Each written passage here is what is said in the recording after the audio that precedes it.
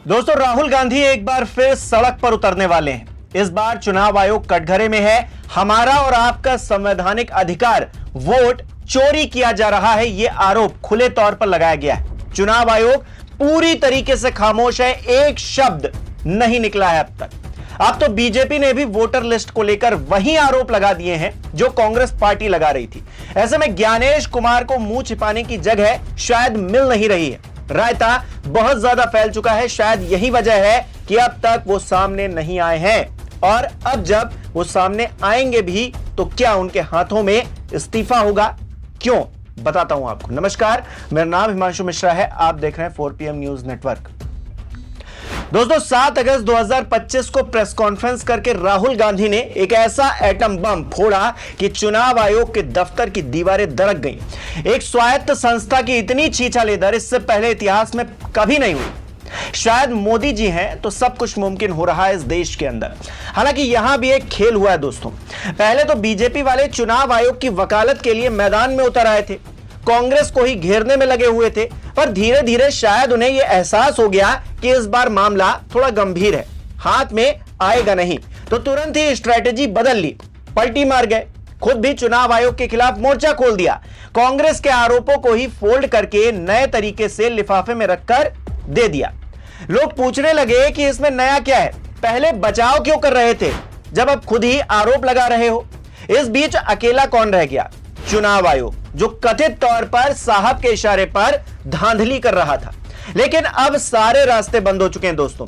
ज्ञानेश कुमार की चुप्पी पर जनता भी आक्रोशित दिख रही है।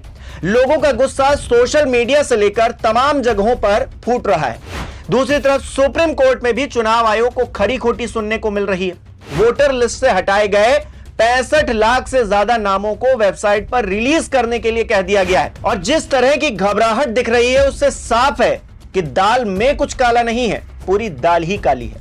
धांधली का खेल पूरी तरीके से एक्सपोज हो चुका है। ऐसे में हालात खराब हों और भी ज्यादा दिक्कतें हों उससे पहले ही क्या ज्ञानेश कुमार इस्तीफा देकर साइडलाइन हो जाएंगे? और अगर ऐसा हुआ तो क्या बात यहीं पर खत्म हो जाएगी? यह भी अपने आप में एक सवाल है दोस्तों।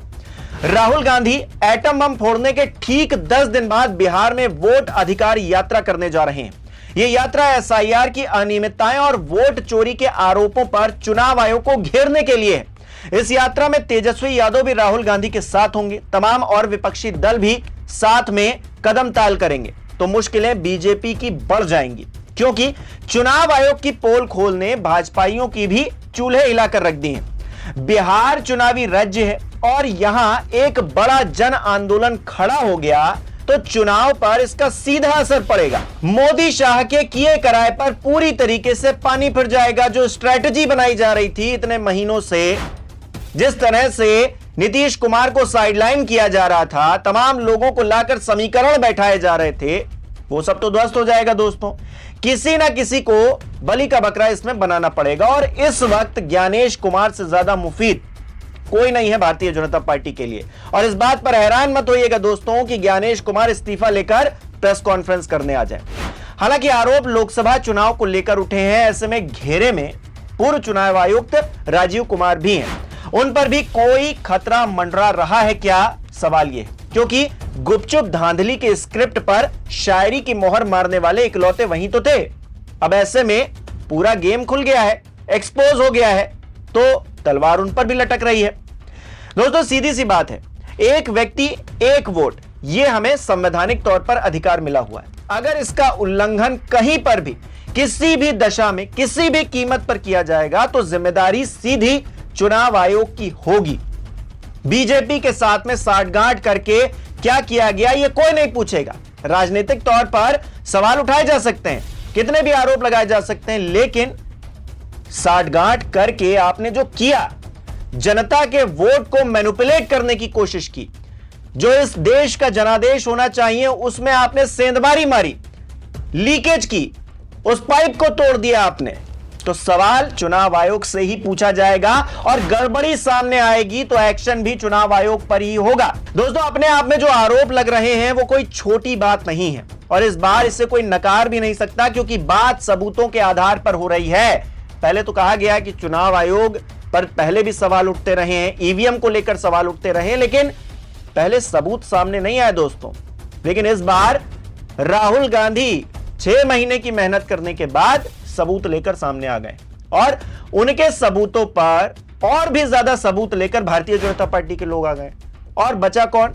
चुनाव आयोग। जैसा कि मैंने पहले आपको बताया, अब वो सवालों के घेरे में है। ज्ञानेश कुमार का मुंह नहीं खुल रहा है, किसी भी अधिकारी ने कोई भी बयान आधिकारिक तौर पर अब तक नहीं दिया है। 7 तारीख को राहुल गांधी ने प्रेस कॉन्फ्रेंस की थी, इसके बाद तमाम राजनीतिक माहौल बना, भारतीय जनता पार्टी ने भी प्रेस कॉन्फ्रेंस कर ली, लेकिन अब तक प्रेस कॉन्फ्रेंस जिसकी होनी चाहिए थी, जिससे सवाल पूछा जा रहा है, जिस पर आरोप लगाए जा रहे हैं, वो सामने नहीं आया। ऐसे में दोस्तों ये एक टर्निंग पॉइंट है। पिछले 11 सालों में धीरे धीरे करके एक एक सरकारी संस्थानों पर जिस तरह का खतरा मंडराया है, जिस तरह की क्रेडिबिलिटी खतरे में आई है, अब रही कहीं कसर चुनाव आयोग ने भी पूरी कर दी है। इस वक्त चुनाव आयोग की जो चुप्पी है, उससे बड़ा सबूत कोई दूसरा नहीं हो सकता दोस्तों। इस बीच राहुल गांधी सड़क पर उतरने को तैयार हैं। ट्वीट करके साफ तौर से वो कह रहे हैं कि इस बार आर पार की लड़ाई होने वाली है। क्या कह रहे हैं देखिए जरा। 17 अगस्त से वोट अधिकार यात्रा के साथ हम बिहार की धरती से वोट चोरी के खिलाफ सीधी लड़ाई छेड़ रहे हैं। यह सिर्फ एक चुनावी मुद्दा नहीं, यह लोकतंत्र, संविधान और वन मैन वन वोट के सिद्धांत की रक्षा का निर्णायक संग्राम है। हम पूरे देश में स्वच्छ मतदाता सूची बनवा कर ही रहेंगे। युवा, मजदूर, किसान, हर नागरिक उठो और इस जन आंदोलन से जुड़ो। अब की बार वोट चोरी की हार, जनता की जीत, संविधान की जीत। ये बात राहुल गांधी कह रहे हैं। दोस्तों आपको याद होगा, लोकसभा चुनाव से ठीक पहले राहुल गांधी ने 2 भारत जोड़ो यात्राएं की थी और जो पहली यात्रा थी उसका असर कई राज्यों पर भी देखने को मिला था। हिमाचल के चुनाव उसके बाद में हुए और हमने देखा कर्नाटक का भी इलेक्शन आसी पास हुआ। ऐसे में दोनों चुनाव जीते गए कांग्रेस पार्टी की तरफ से। भारत जोड़ो यात्रा का एक असर था और लोकसभा चुनाव में भी हमने असर देखा। इसी के असर को कह लीजिए कि बीजेपी 400 पार तो छोड़िए, बहुमत पार नहीं कर पाई। क्या अब अगले 16 दिनों के अंदर वही भूमिका बिहार के अंदर भी बंधने जा रही है? लेकिन दोस्तों मैं एक बात कहूंगा, नतीजा कुछ भी हो, हारे जीते कोई भी, इस बात से हमें कोई फर्क नहीं पड़ता। हम ना सत्ता पक्ष की तरफ है ना विपक्ष की तरफ है। सवाल वोट के अधिकार का है, उसके साथ होती छेड़छाड़ का है, जिससे हम और आप सीधे तौर पर प्रभावित होते हैं। दोस्तों अब तो कांग्रेस पार्टी ने सीधे प्रधानमंत्री के संसदीय क्षेत्र को लेकर भी सवाल खड़े कर दिए हैं, तो फिर कहने को कुछ बचता नहीं है, क्योंकि शक वहां पर भी हो रहा है और चुनाव आयोग ने वहां पर भी चुप्पी साध रखी है। एक पक्ष को आप डिजिटल लिस्ट देंगे लेकिन दूसरे को नहीं देंगे, यह भेदभाव आखिरकार इस लोकतांत्रिक व्यवस्था में क्यों हो रहा है, इस पर भी सवाल है। पवन खेड़ा क्या कह रहे हैं उसको जरा गंभीरता से सुनिए। उनकी बातें जो है वो यूं ही हवा में नहीं है, इसलिए उसको सुनना जरूरी है हर किसी के लिए। अब आपके पास सारे आंकड़े आ ही चुके हैं, तो जनाब वाराणसी की पेन ड्राइव हम सब इंतजार कर रहे हैं। प्रियंका गांधी वाड्रा जी के लोकसभा क्षेत्र के लिए अनुराग ठाकुर जी हंसते हुए उछलते हुए बोलते हैं, देखिए 93,000 फर्जी वोट। भाई थोड़ा सोच लेते बोलने से पहले, जीती कितने वोटों से है? 4,10,000 वोटों से जीती हैं। 93,000 फर्जी बता रहे हैं। मैं बता दूं आपको, बीजेपी को वहां 1 लाख वोट मिले, हम भी हैरान है कैसे मिल गए, कल उसका भी जवाब मिल गया। 93,000 फर्जी हैं। मान लो ये फर्जी वोट वायनाड में नहीं होते तो प्रियंका गांधी जी 5 लाख वोट से जीतती। हम तो यही मानेंगे। आ जाइए रायबरेली में, वहां के भी कुछ आंकड़े इन्होंने दिए। मान लो वहां भी फर्जी वोट नहीं होते तो राहुल गांधी 5 लाख वोट से जीतते। हम वाराणसी का इलेक्ट्रॉनिक वोटर लिस्ट की मांग कर रहे हैं।